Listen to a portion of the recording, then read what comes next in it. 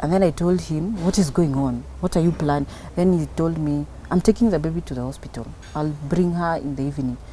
Then I told him, which hospital are you going to? If the problem is me using your car, then I can use whichever means I meet you in the hospital. Yes. Then he told me, by the way, for your information, you'll never see this child again. So here, I dropped the bags and the shawls.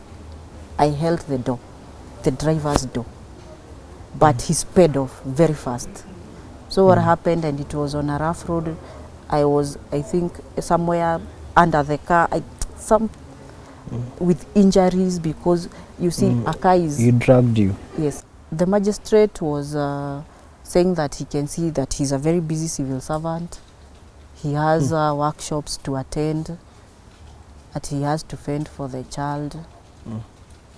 So if he's very busy, why did the magistrate give the child to someone who is busy and deny custody to the person who is less busy? Actually, that is a very mind-boggling question that I don't know. He couldn't reason like that, because me, I was very free. I was always available, even at that one, to come see my daughter. I used to come every mention. I never even used to miss court. So they could see I am very much available. Okay.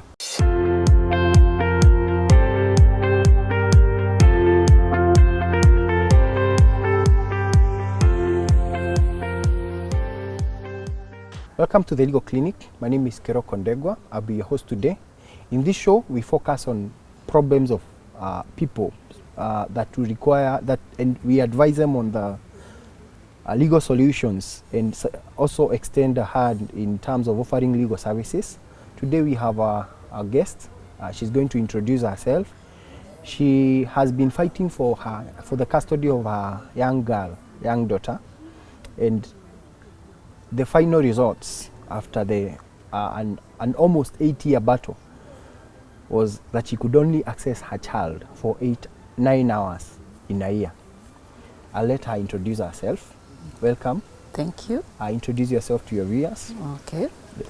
I'm Elizabeth Wangari Thuita. I come from a place called Nderi in Kikuyu. Yes. Nderi, that's where I grew up. Yes. Since I was a small girl, I went to nursery, primary, Fairlawns Primary School.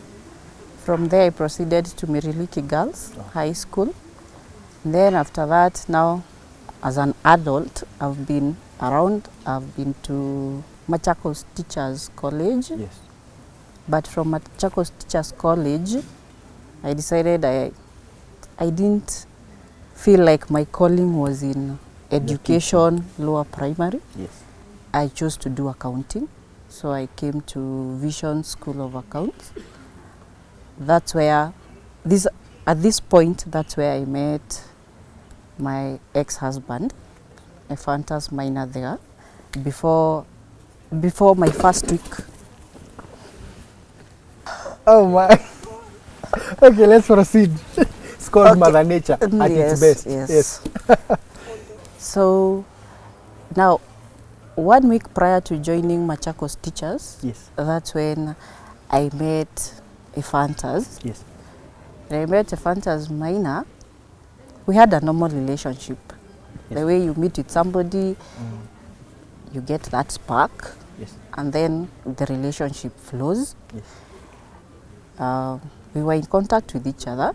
By this time, I had not introduced him to my family, brothers, sisters.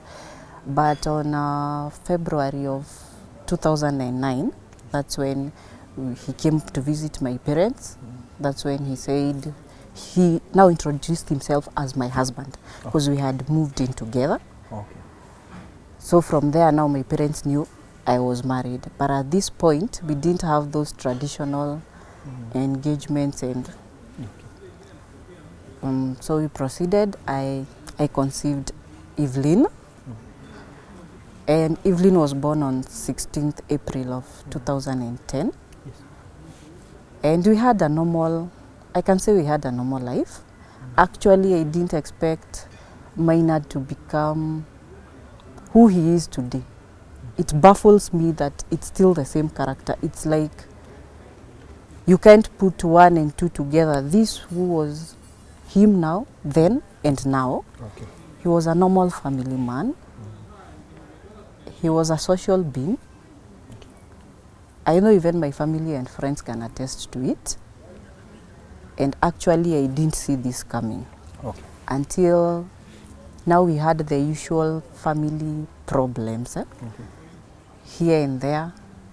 There was infidelity involved and there was violence towards me, to the extent I had tried to ask for help. Like when you have an encounter, a bad, an ugly one, his brothers and sisters and my parents, because Mina's parents were late by the time. So we used to, you had some disagreements between us, Yes. we will engage his elder brothers. Yes, because he was down in the line like me. He was a second last born and I'm also a second last born. Wow. And we'll also engage my dad. Yes. And it got to a point my dad told him one time, Yes. I don't want these issues to be coming to the extent Elizabeth is leaving or you're fighting. Why can't you engage even your best friends? You like try to get a solution. It shouldn't get to this point. Elizabeth, just before you proceed, Yeah. how did you know that there was infidelity in your marriage? I knew through people. Yes. Some of them were very close. Yes. There was one time that I got a message that I didn't intend to see because he had left for the airport and he left his phone. Okay. So he called me to find out, did I lose my phone in the process of leaving from the house to the airport, or did I leave it in the house? So I was not snooping on his phone. The message just came that time. Okay. But when I read the message, of course, as a woman, there are those alarming messages. Like, there is a whole love message, and then are we meeting on Saturday? And I tend to remember this number. This was the wife to my first cousin. My first cousin. Okay. And we were not that close with her. The second time, it was his nephew.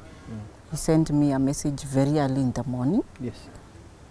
He had left for work, but me and the baby were in the house. So he sent this message in Kikuyu, like, I will not respect you again. How can you approach my wife? And I've notified my dad. I've sent to you. I've also sent to your wife. It's like a message that is sent and copied, CC to several people. Okay. So when he came home, I asked about it, because how do you ignore such? At some point you have to ask. Yes. So that's when violence broke up at around very late in the night, past 10. Then he told me that he wants to take me back home and I shouldn't carry anything, even the clothes he had bought me. Yes. And I should leave my baby. So that time, Muthoni was in the house and she was crying. Yes. And the niece was present. Mudhoni is your daughter? Muthoni is my daughter. Okay. By then she was hardly 7 months. Okay. That's when I called the brother. I ran out of the house. Because I couldn't go with somebody who is so enraged at that point. You don't know what he can do even when you're driving Yes. to my parents' home at night. Okay. So I called the brother and he called him and told him, you should make sure that your wife gets back to the house. Let's sort these issues in the morning. I think it should wait to morning. Yes. So that's how I came back to the house. He sent the watchman to come and fetch me. I was at JKIA airport, that big wilderness there at night. Yes. So I went back to the house, and then on other occasions it's my house girls telling, like this last one, she told me herself what was happening. And I had got a break from house girls for like 1 year because I was taking care of my baby myself.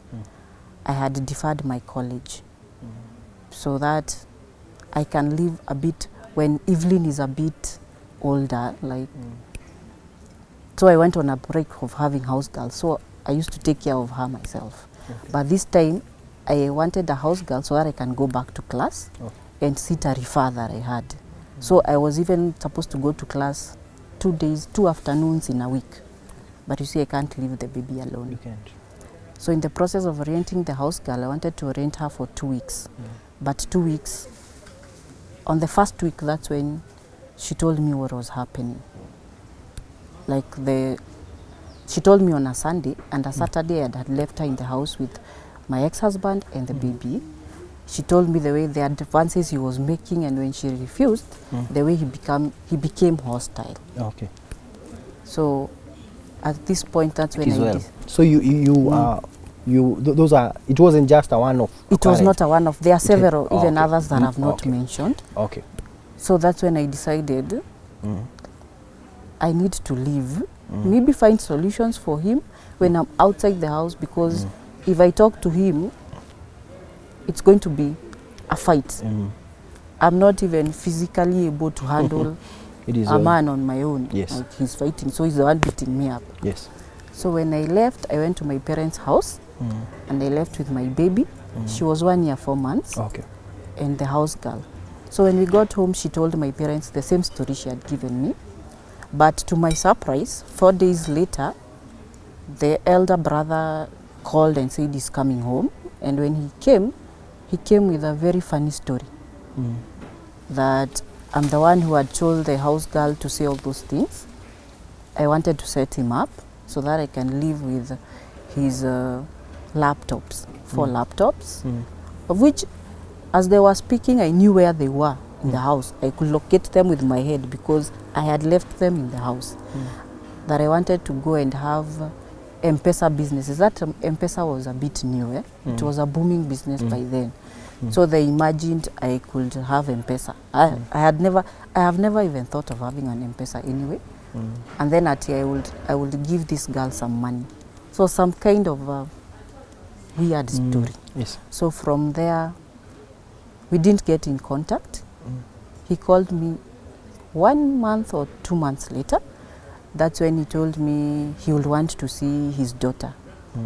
And I told him, as far as I'm concerned, there are no ex-parents. There's no ex-dad, ex-mom. A mother is a mother, a father is a father. Yes. So I can still allow you to see your daughter. But since she was breastfeeding and she couldn't go on her own, I used to accompany her. Yes. I take her to town or whichever location he tells me, and then he brings us back home, or he gets us means back home.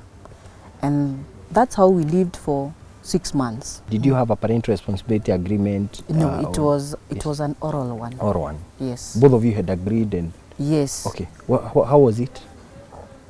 I cannot say it was not bad. Actually, it worked out, and I thought we are getting the hang of it, because that December, we even took my baby for holiday. Both of you? Yes, to Mombasa. Yes.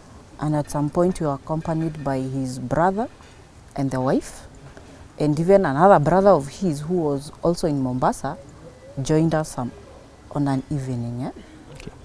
So it was not bad. It was going well. It was working well. Yes, because he would provide for, those nitty-gritties the kid needs when you're at home. Because I was not working by then, I was looking for a job. He would bring diapers. He would go shop more clothes, and then when we would go out, that time Evelyn was walking. She was walking. She was 1 year, almost 6 months by the time it started. So she would have, that good day a kid has. Yes. She's gone out. She's having the goodies. It was very normal. There is no point that I suspected that he would do what he did. So, and even during this co-parenting period, you didn't even have a quarrel, like you brought the baby late, or you or he refused to provide, send money? Or no, there was no, because I didn't used to, it wasn't mandatory that he should provide. He did it out of free will? Free will, and I wouldn't send him like a list. You see the way there are sometimes you have an agreement, at this time you're going to be bringing this. No, it's when he feels like. Even, we didn't even have a schedule of I'm going to be seeing her on Saturdays, or it's whenever he wanted to see her, he would make that call and tell me, can you please bring her on certain day? Okay. Yes. And so you did that for a period of 6 months? Yes. No, it was not 6 months. It was 4 months, 4 because I months. had stayed home now for 6 months before he took evening. Oh, okay. So on this specific day, when now he got custody of my daughter, my daughter was sick. Okay. She had been born with sinuses, but at this point I didn't know. She was diagnosed later. So I took her to the hospital, and she wasn't getting better. Yes. The improvement was not noticeable. So I called him on Sunday and I told him, I think we should seek a second opinion to get to the hospital where we used to go. So he told me he's going to come, we get ready. He got there at around 1 p.m. And then we went met him at a road junction close to our home. Okay. Evelyn was on my back. She was sleeping. So when we got there, he told me, yes, nipatie mtoto, and then he started talking to her so she can wake up. Then he asked me several questions, which I didn't know. He wanted to get ready of how he's going to survive with the baby, minus me. Oh, okay. Like, which medication is she taking? So I got them out. I had a small pouch, I had put the medication. He took it. Kamwambia, this one you give her these days, like that, explaining. And then he said, how do you feed her? So I gave him the feeding program from morning to evening. Let me ask, when you are speaking, when he's talking to you, was he inside the car and you're outside, or you we were all outside. Oh, you are all outside? Yes. Oh, okay. And this time the car is parked, ready to leave, but later, that's when I saw he was really prepared, but I wasn't, because I wasn't expecting he can do something like this. Yes. This is somebody we've met on several occasions. He's never shown me his intention to take my baby away from me. We had decided to co-parent. So in a flash of some minutes after the talk, I noticed I'm out alone. He's in the car and the baby is in the co-driver's seat. So my gut feeling told me, yes, something is not right. So I asked him calmly, I asked him, Maina, what is happening? Like, why am I out here alone? Aren't you going to the hospital? Then immediately he engaged the locks. You see the way you engage the lock? Yes. Central lock. Yes. And then I told him, what is going on? What are you planning? Then he told me, I'm taking the baby to the hospital. I'll bring her in the evening. Then I told him, which hospital are you going to? If the problem is me using your car, then I can use whichever means I meet you in the hospital. Yes. Then he told me, by the way, for your information, you'll never see this child again. So here, I dropped the bags and the shawls. I held the door, the driver's door. But he sped off very fast. So what happened, and it was on a rough road. I was, I think, somewhere under the car, with injuries, because you see, a car is... You dragged you. Yes, a car is driving off very fast, and you're still holding the handle. Yes. Okay. So by the time I woke up, dusted myself, trying to look, I couldn't even see the car. The speed that he had sped off with, it's the dust that you see behind it. So I started screaming, and that's when, after a few minutes, now people left their homes and came to the road. Then they asked what is happening, and I told them, he has just left with my child. Then he's like, who has left with the child? I told them, the father. He said, the father? It's okay. And that was the end of story. So everyone started going back to their homes, and I did the same. Yeah. So when my parents came, because I tried to reach them, telling them what happened, and that he couldn't pick anybody's call. Even my dad tried to call, like everyone was trying to call him, so that we can know how do we go on from here. Okay. But since he couldn't pick my calls, even when I called the house phone, we had a house phone in the house. He couldn't pick that either. He used to pick, and then, like, you pick a call and then you just put it there. You're not talking. So on Monday, we woke up very early with my brother. We went to try and find out the legal process that you can take. Because I was so new to it, this has never happened. Yes. I don't know what happens. Okay. So I went to Westlands.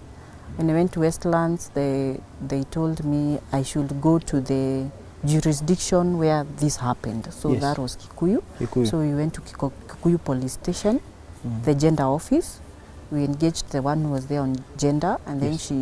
she told us this should be handled by the children's officer. Okay. So we went to the children's officer, who went to court on Monday, 13th of February 2012. Yes. And then, since it was a certificate of urgency, we were heard on the 14th, Yes. and we got orders that the father should return the child to me, and then pending now The hearing assault. and determination, yes. Yes. But he didn't come to court, Yes. so we were given summons Yes. that was served by the OCS Kikuyu and OCS Mulolongo. They had been asked by the court to execute the orders. So he still didn't come. So a warrant of arrest was given for him, and he was arrested. Okay. When he was arrested, he came to Kikuyu police station, and it was after court, but somehow we managed to go to chambers Okay. for the magistrate. And then he was supposed to produce the child. I was told that they can't be able to handle the case. I should go to Milimani Children's Court, Okay. because that's where they deal with children's issues throughout the year. Yes. So this is how file 289 of 2012 came about, because we opened a case in there. And then the OCS Mulolongo at that time, he engaged my first lawyer, and he told her, this lady, the way I've handled the case, I think this man will snatch this child for real. I think she needs legal representation. So that's how we met my first lawyer. Yes. And then we started working with her. The first orders on Milimani was the same, a duplicate of the Kikuyu ones, that he should return the baby to me, To you. Yes. pending now the suit. So, just to take you back a little, you said that your child has been taken away. Yes. You've gone to Kikuyu, got an order. Still, you don't have the access to the children. You're told to go to Nairobi. How did that affect you as a person? How are you coping with it? The very first days were very tough. Yes. I think in 2 weeks or in 1 month, I lost more than 10 kilos. I was miserable. All I used to do was cry. I can remember at some point my sisters trying to get me back to the house. I was following the same route that we had used when he was taking the kid, saying Evelyn should come back. It had gotten, it was the worst mental anguish I've ever gone through, because this is a baby we've been together since birth. And you see, I was not a working mom the way you leave your baby in the morning, you come in the evening. At least there is that duration that you're not with your child. This is the first time it's happening. And it is so hard. There are people who are, and then you're given all sorts of advice, like just go back to that house, try to go have an understanding with this man, even go back to the marriage.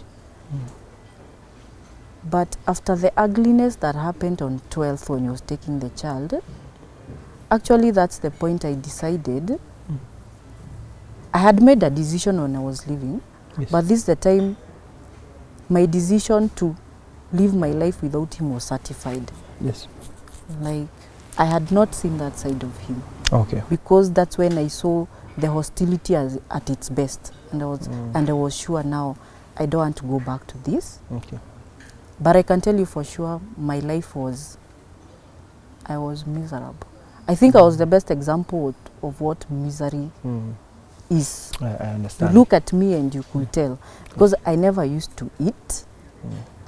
I used to leave every morning before 5 to go to offices, because I'm being told go here, go there. And then, before I opened the Milimani 289, he had opened another case, a 726 of 2012, in the lower Milimani, saying that I'm sending him suspicious people. He wants an injunction against me. So I would have very many court dates.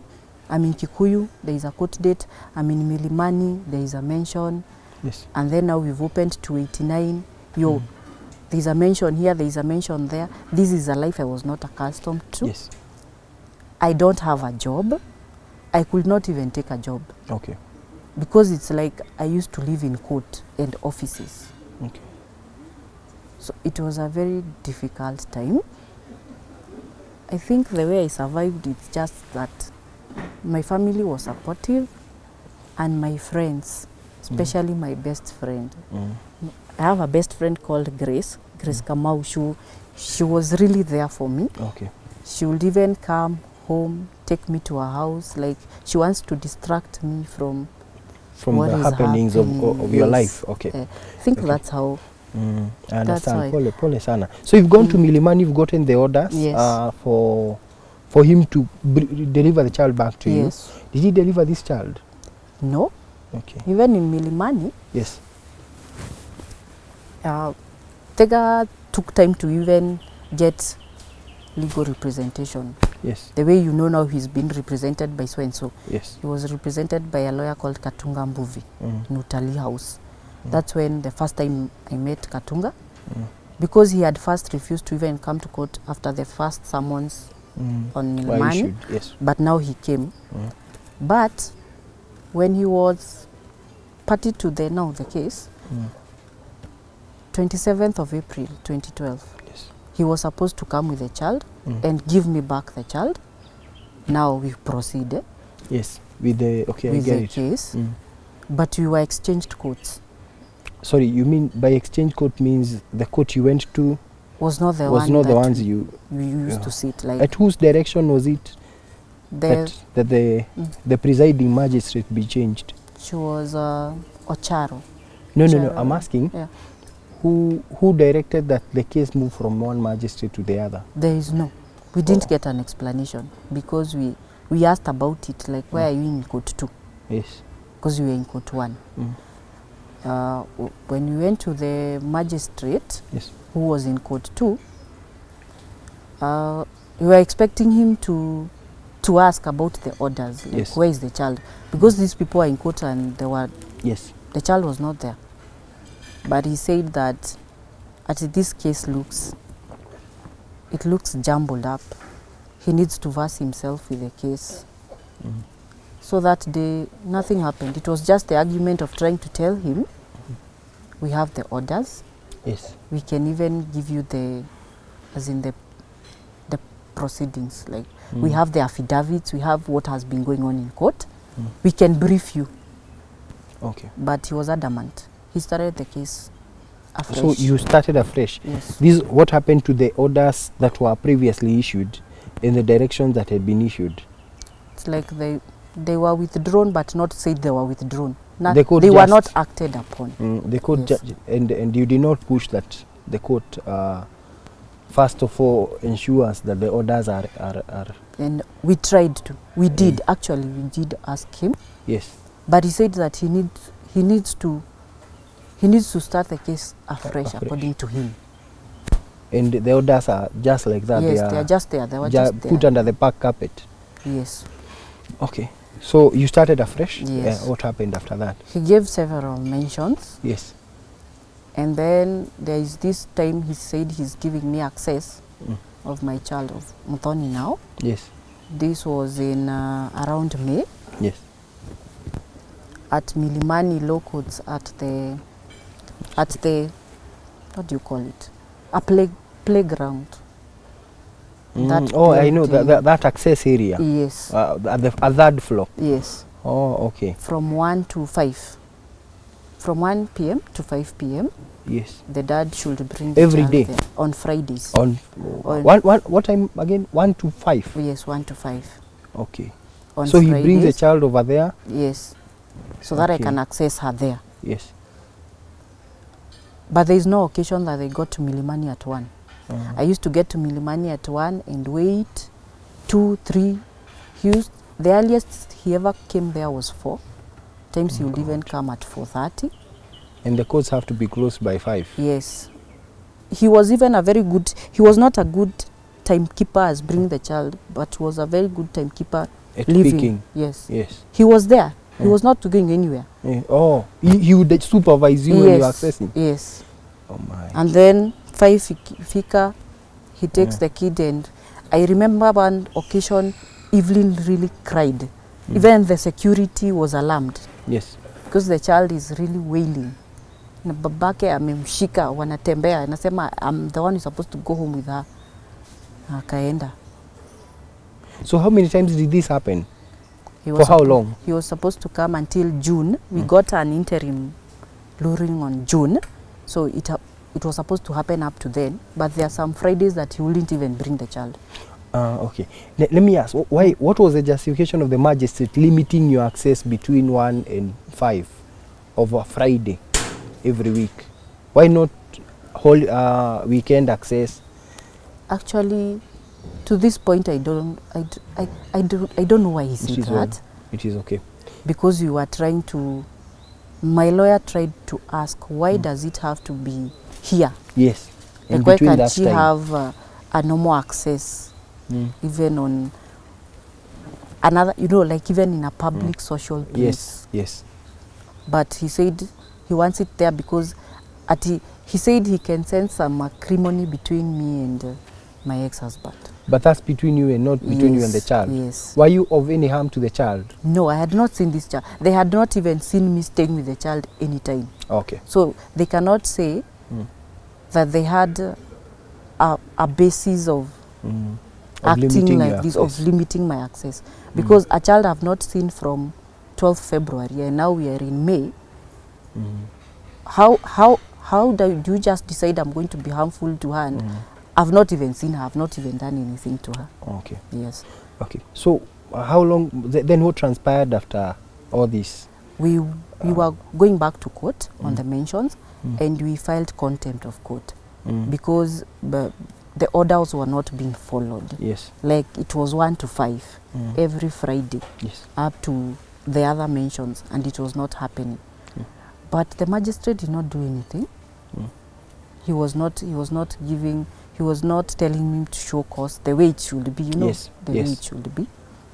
But in June, he gave us the interim judgment, the interim ruling. Yes, the ruling of the application. Yeah, of the application. So what happened to your contempt application for contempt of court? They were never handled conclusively. You didn't get directions on how to proceed with it? Yes. What did your lawyer raise that issue? Yes, she did. What did the magistrate say? The magistrate was saying that he can see that he's a very busy civil servant.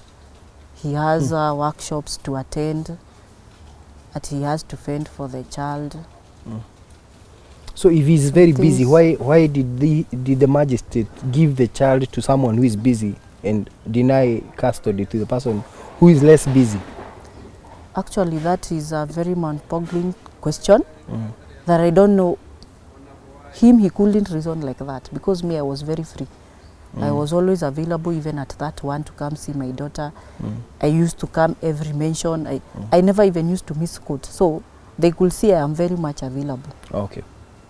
But they could not give me my child. It is well. Yes. So you had informed me that you proceeded all the way up until a ruling was given on the application. Yes. Yes. The ruling what was based contained in that ruling?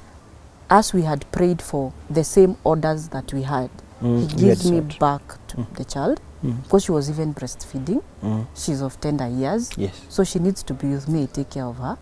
But he brought a medical report saying that my daughter is very sick. She's in a hospital bed. She can't be moved. When she's going to be moved, she will die. But this medical report, the hospital they were alleging they had taken her to, that it has a well baby clinic. I called the hospital. I didn't tell them who I am, but I told them I want to bring my baby for your well baby clinic, and they told me we don't even have a well baby clinic here, so you can seek that somewhere else. But that's the hospital that wrote that report. the doctor was in that hospital. So we never saw the doctor physically. He never came to court to defend his medical report. And then when they brought the medication they had gotten from the hospital, Yes.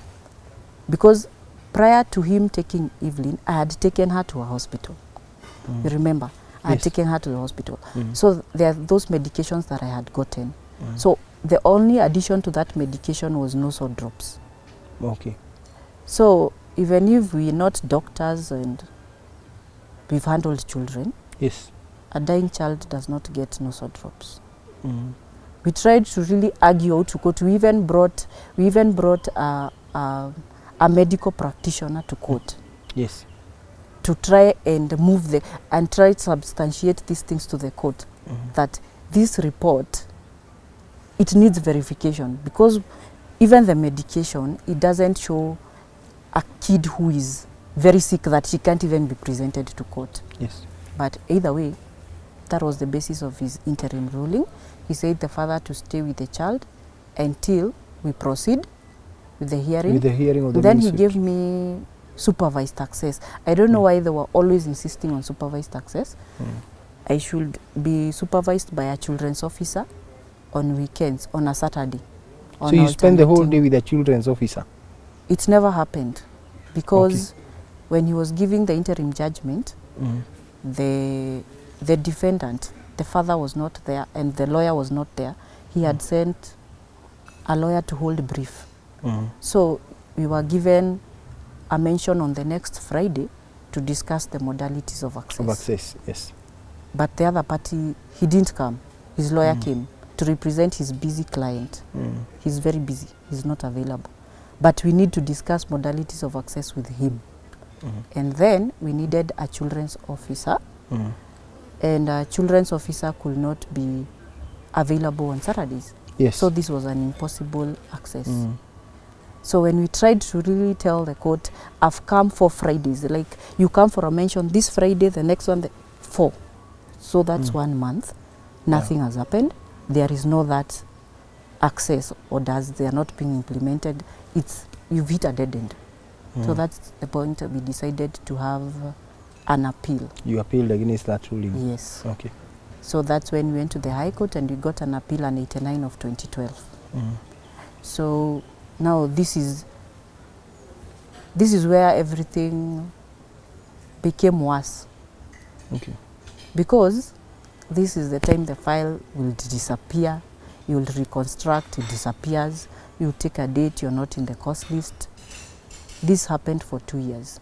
That is, the file that would disappear is the appeal file? Appeal file. So at some point you I said lost 2 the years. lawyer. 2 you years. kept looking for it. Because this was in 2012 Sorry. up yes. to 2014. Yes. Now I have not accessed my daughter any other You've not time. seen her. Yes. So at some point, my lawyer left. She told me this case is too much for her because it doesn't seem like it's moving. It's natural. She's done everything she knows according to the law, but nothing is happening. So who was paying for this lawyer? This is the lawyer that had been introduced to you by the OCS. OCS, yes. Who was paying her? I was paying her. But were you working as at the time? No, I was not working. My friends were helping me to raise the legal fees. Yes. And my family. Okay.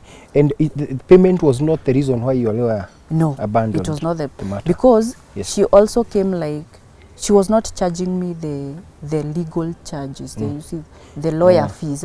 She told me what she's invoicing me is the court charges. Yes, like yes. the So she did it pro bono? Yes. Oh, okay. So I will put some money with her when it's through. For disbursements? Yes. Okay. Yes. Okay. And services, those things. Okay. Yeah. So, so for the 2 years you didn't get any reprieve from the appellate court? Yes. Okay.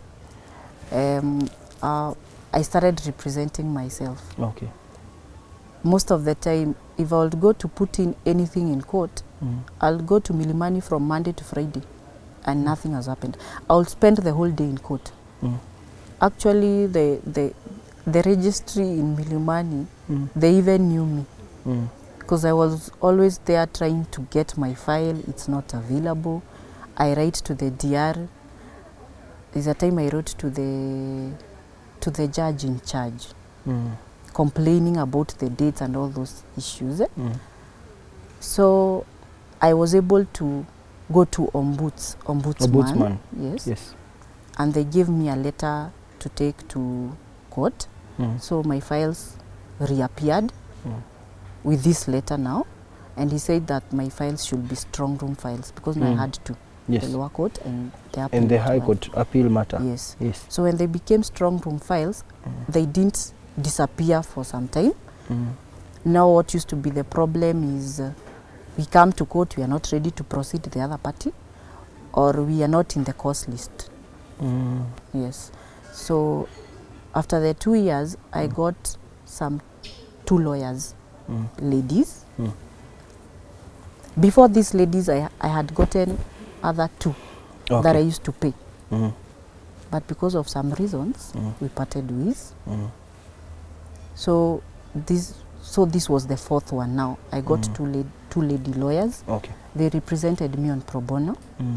So when they went to court, we didn't have the usual judge that had the file. We were in court 48, we went to court 47. So that was the first time I got some reprieve from court. Because he said, if there is no dispute in paternity, I'm the biological mother. That is Justice Luka Kimaru? Yes, Luka Kimaru. He's the one who said I should see that child. So he gave you an order yet to access he said the child, sorry. The first day he had the matter, he said, I will not proceed. I want the next Friday everyone to be present in court. The defendant, the plaintiff, the child. So when everyone came, there was a tussle, like they really don't want me to see the child, but he told them it is not negotiable. She has to see the child. What were the reasons they were citing on why you should not see that child? That she's now in preschool, they are busy, they are in Nakuru. Not founded issues. So they were not questioning your ability as a mother to raise a child. They were just saying their life, they live a very busy life. To facilitate your access. My access. But he said, look, this access has to happen. There are times he could even set aside our file and say, I'm putting aside your file, get out all parties involved, come to me with an agreement that you will see the child. Because if you do not, the child is mine now. And the one who's going to decide what will happen to that child. So you better be agreeable. Then we come back, they said, I used to live in Kikuyu. So I was asking for access that is a bit close. I didn't even know they had moved to Nakuru. So they said, he said he's not bringing the child to Nairobi or Kikuyu. If I want access, I go to Nakuru. But you see, I have not seen my child for over 2 years, so even if you tell me to go to the end of the world, I'll go. So I agreed to go to Nakuru. I used to see my baby on alternating weekends from 9 to 6. I would pick her at a place outside America Hotel, and I will return her at 6. But the first day of access, there was drama. Because the father of the kid came with her. She couldn't recognize me. By this time, she was going to 4 years. And then he got into the hotel. When they got into the hotel, I followed them. And then I asked him, the court did not say we come here and stay with you, like, tukae up to 6. They said I should take the baby to wherever place, but I return her here by 6 p.m. Na akakata. So he insisted that you must see her in his presence. And you see the setup for a hotel, he's seated here, he puts a seat here and the baby there at the end, so that this baby should not try to be close to this person. So I used my wits to engage her. Then she told me, Auntie ako kwa gari. I don't know whether she was saying her house, her nanny, or I didn't know which auntie. So I told her, can you go tell Auntie to come see your mother? So she started walking towards the exit of the hotel, I followed her. Because that's what I wanted her to do, so that we can leave. Yes. Because I knew I was not doing anything wrong. Those were the orders of the court. Absolutely. I should take the kid and go. So we were with my friend, so I took her. We went to the car. Okay. And the guy told the soldiers, the security in America, ati msikubali huyo mama aende na mtoto, anatesa mtoto. Because venye tuliingia kwa gari, my daughter, it's like she had been told, it's like she has been told, don't live with this woman. Stay there with me, you see. So she was saying, no, daddy, tunaenda na daddy.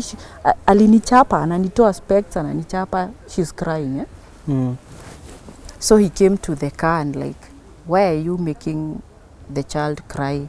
I told him, the child is crying because she's seeing like you're not agreeing. But if you just tell her, go with mommy, come back calmly, she will. Yes. Then he's like, na sasa juu analia ataenda aje. I told him, listen, I'm the mother. I'm the first person who made this child to stop crying the first day she was born. So I can still do it. She'll stop crying. And actually, by the time we were leaving that Kenyatta Avenue, I don't know if Kenyatta Avenue. It's Kenyatta Avenue. Yes. She was quiet. And she started giving me stories. So you interacted with her the whole day? We interacted with her vizuri, and the access orders happened for the whole of February, March, and April. Because her birthday, her 4th birthday happened in my parents' house. Okay. The judge gave me access on alternating weekends, and then because by this time April she was on holiday, I was given 1 week with her. Okay, wow. So you spent the whole 1 week with her? Yes, I spent the 1 week with her, and I returned her back on 17th. Okay. On a Sunday at 6 there at America. So the next, when schools opened, the next access did not happen. I traveled to Nakuru, but he did not bring the child. What was the reason? He's busy. He had traveled out, he had gone to which county. Okay. So we went to court, and normally trying to ask the court, let him show cause, why didn't he bring the child?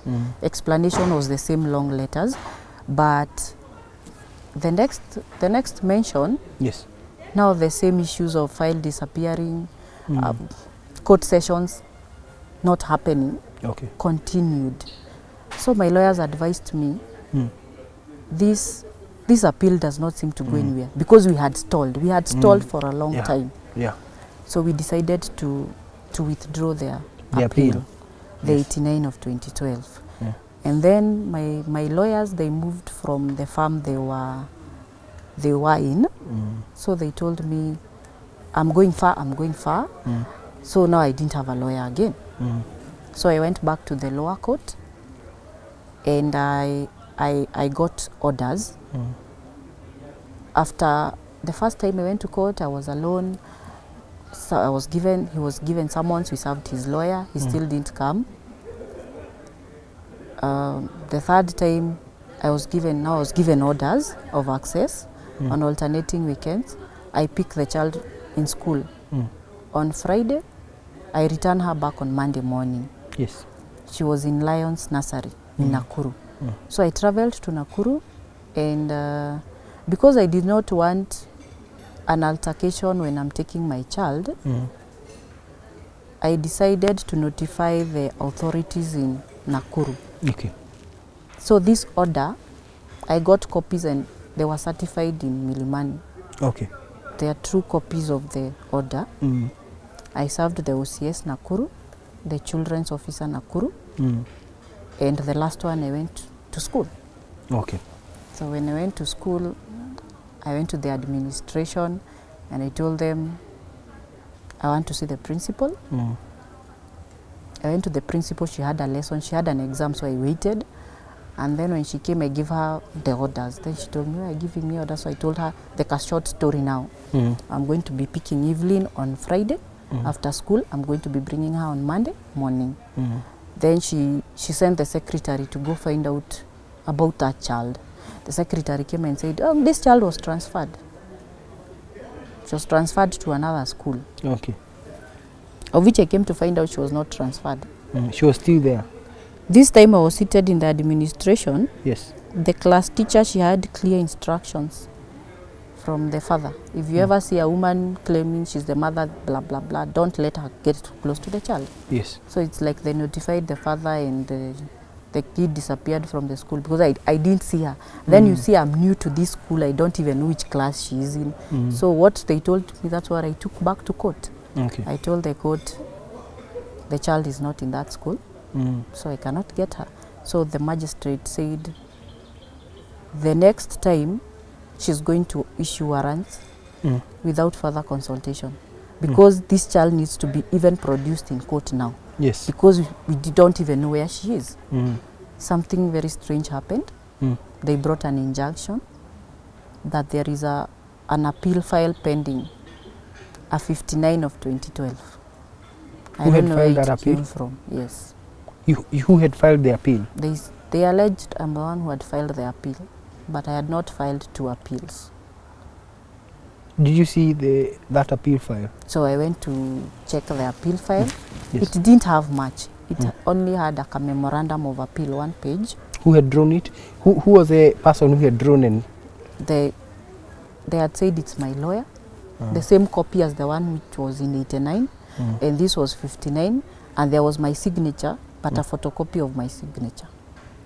Which year is this again? 2014. 2014. So, Yes. but where was the original of your signature? Because I know the documents then were filed physically. Yes. Yes. That's what I was telling the court. Okay. Like, this is not my file. I don't know this file. Yes. So the process to authenticate the file became very long. So I told them, see, because you're saying the file is mine, and I'm not interested with prosecuting the file, I'm withdrawing it. It's Yes. simple. Let me withdraw it. If authenticating it is going to take so long, let me withdraw the You file. withdraw this. Okay. And at this process, that's where the judge said he wants to understand the confusion. You remember my files were strong room files. Yes. So he asked for 289 of 2012, the 89 of 2012, and the 59 to be conjoined together, so that he can understand. You're saying, these ones are saying you have a file. You're saying it's not yours. So we need to understand the whole thing. Okay. So I withdrew the file. I was acting in person. I withdrew the file, and we went back to the lower court. Yes. When we went back to the lower court, 289 disappeared. This is the lower court The file. lower court file. Okay. We reconstructed several skeletal files. Yes. And the funniest thing, even skeletal files used to disappear. Well, but I thought they were supposed to be strong room files all this time. They didn't put them on strong room because now they were saying they can't get the files. Like they left the strong room. They were taken to the judge. To the judge. Yes. Then the file disappeared They from disappeared. that. The 3 of them, Okay. all of them. Okay. Yes. So we never got anywhere with the case from 2015, 2016, 2017. All we used to do, I went back to the ombuds, and I The told ombudsman. the ombudsman, and I Yes. told them Yes. they need to get me the file or tell me how I'm supposed to proceed. Or if it's true the file has disappeared, they write to court, like the registry, Yes. to give a formal document showing that file has disappeared. But nothing happened. Now at this point, I didn't see my daughter for 6 years. Okay. So in 2019, now I started thinking, if I met my daughter in the streets, I can't even recognize her. Because you see, when kids are going, they even change. Yeah, true. They even become darker. Yes. They are light. They even change, like Evelyn, she changed from that chubby baby with a round face to somebody else. Because the time I saw in 2019, she looked, I couldn't identify her when she was walking towards me. Okay. It's the teacher who was telling me, that's your daughter. Like, she's this tall. Okay. So I decided, let me try to trace my daughter. I have no idea where she is because I was told she was transferred from Lions, so she's not in that primary school. But I took, you see the way you hold to a string, like it's a very remote way to find out your way, but since you have nothing, you have to start from somewhere. Yes. So I called the principal and I told her, can you remember me? I'm Mama Evelyn. And you told me my baby was transferred from your school. But since these international schools in Nakuru, there are not so many, can you help me finding out which one she was transferred to? Yes. She told me, you were here like 6 years ago. You've never seen your child. Yes. I told her, I've never seen her. I don't even know where she is. So she told me there could be a possibility she came to the Nairobi schools, or maybe she's here, but let us try. So when she found out my baby was still in the sister school, as in Lions Nursery produces kids for Lions Primary 844 and Melvin Jones for the other system. Okay. So I found out my baby was in Melvin Jones. Yes. Grade 4. So we agreed with the teacher. Sorry. I'll come to Nakuru to see her. So I went on the October 18th, 2019. Okay. So that's when I met my baby. Okay. I've just told you I couldn't recognize her. Yes. So she all this time she was in an adjacent school? Yes. Okay.